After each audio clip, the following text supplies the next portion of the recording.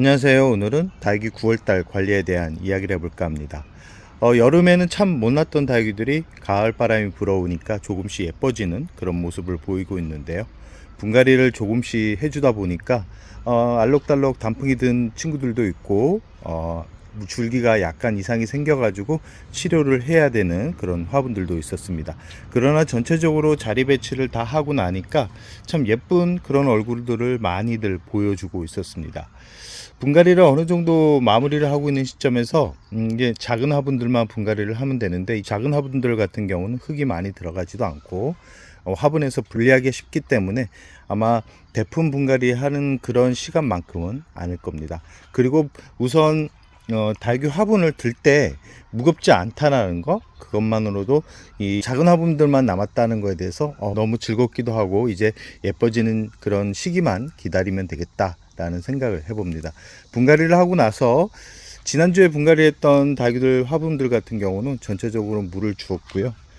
이번 주 분갈이를 했던 그런 다육이들한테는 아마 다음 주 정도에 물을 줄 예정입니다.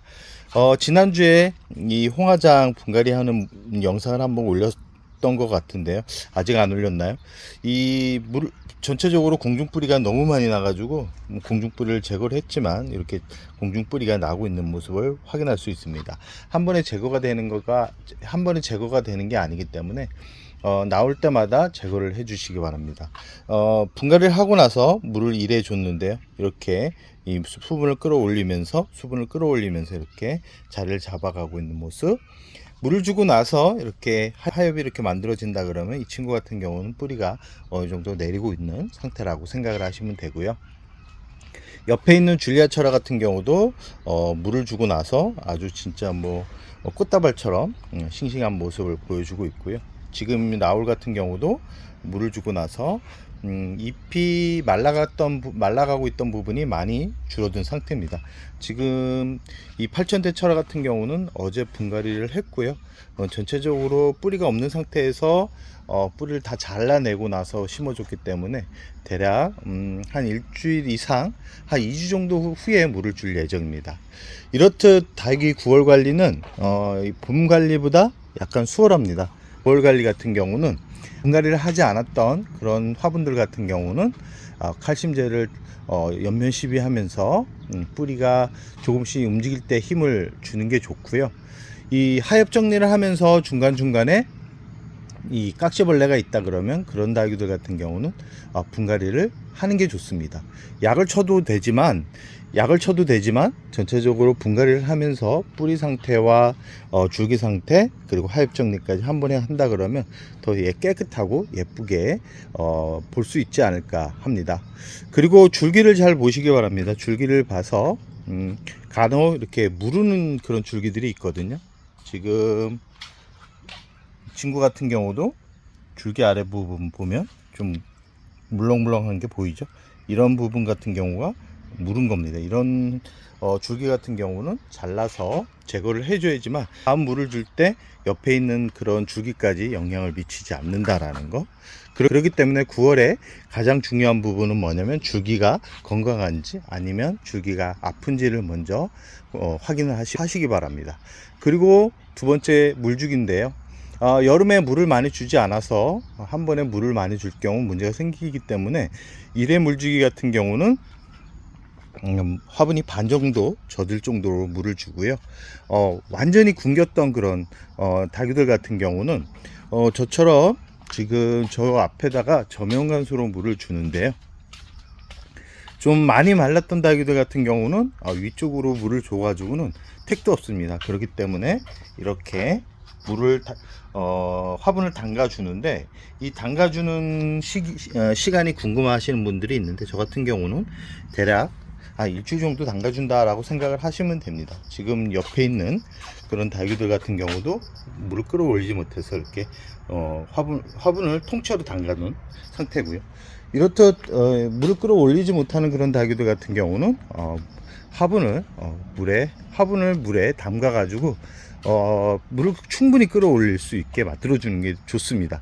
저런 저명관 수법은 물을 찔끔찔끔 주는 것보다 뿌리가 물을 흡수할 때까지 화분을 담가주는 거기 때문에 오히려 다육이가 자리를 잡는 시간이 더 빠를 수 있습니다. 그렇기 때문에 화분을 물에 담갔다 그래서 너무 걱정할 필요가 없다라는 말씀을 우선 드리고 싶습니다. 세 번째는 뭐냐면, 이제 분갈이를 하지 않는 그런 화분들 같은 경우는 깍지벌레가 생길 수 있습니다. 깍지벌레가 생기는 그런 다육이들 같은 경우는 약을 쳐줘야 되는데, 살충제와 살균제를 번갈아 치는 게 좋습니다. 혼합되어 있는 그런 약재 같은 경우는 약재 그 100%를 제가 경험상으로는 100% 이 발휘를 못하는 것 같습니다. 그래서 저 같은 경우는 살균제와 살충제를 번갈아 치는데, 이 살충제를 쳐주고 일주일 정도 지나서 살균제를 쳐주는데, 이 약은 한 가지 약을 계속 집중적으로 쳐주게 되면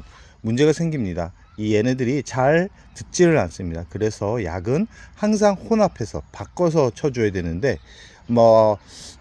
지난달까지 한 가지 약재를 쳤다 그러면 이번 달에는 다른 약재를 쳐주는 게 좋은데 간혹 잘 듣는 약재가 있습니다. 잘 듣는다 그러면 굳이 약을 바꿔줄 필요는 없지만, 약이 잘 안 듣는다 그러면 약을 한번 바꿔주는 것도 좋다라는 말씀을 꼭 드리고 싶습니다. 그리고 물을 주고 나서 얘네들이 잎을 펴지 못하는 그런 다육이들이 있는데, 그런 다육이들 같은 경우는 거의 뿌리가 녹아내렸을 가능성이 높기 때문에, 그런 다육이들 같은 경우도 화분에서 분리를 해서 새우기에 심어주고 물은 2주 후에 물을 주면 아마 건강한 모습을 볼 수 있을 겁니다. 이렇듯 9월은 바쁜 계절이기도 하지만 봄만큼은 아니라고 말씀드릴 수 있는데요. 이제 8월에 차각막을 많이 했던 분들 같은 경우는 9월에 갑작스럽게 차각막을 걷었다가 화상을 입는 그런 다육이들이 많을 텐데, 이 화상을 한번 입게 되면 얘네들이 회복하는데 시간이 많이 걸리기 때문에 9월 달만큼은 차각막을 번갈아 열었다 닫았다를 번갈아 하면서 얘네들이 햇살에 적응할 수 있는 시간을 충분하게 줘야지만 얘네들도 힘들지 않게 가을을 준비할 수 있다 라는 말씀을 드리고 싶고요. 이런 금품종 같은 경우, 이런 금품종 같은 경우는 올금이죠. 이런 금품종 같은 경우는 햇살을 많이 보여주면 녹아내릴 가능성이 높기 때문에, 이런 다육이들 같은 경우는 반음지, 하루에 한 3-4시간 들어오는 그런 햇살이 비추는 곳에 위치하는 게 좋고요. 금이 강한 다육이들 같은 경우는 오히려 이 강한 햇살이 독이 될 수 있습니다. 독이 되는 곳에 그대로 둘 필요가 없다라는 말씀을 꼭 드리고 싶고요.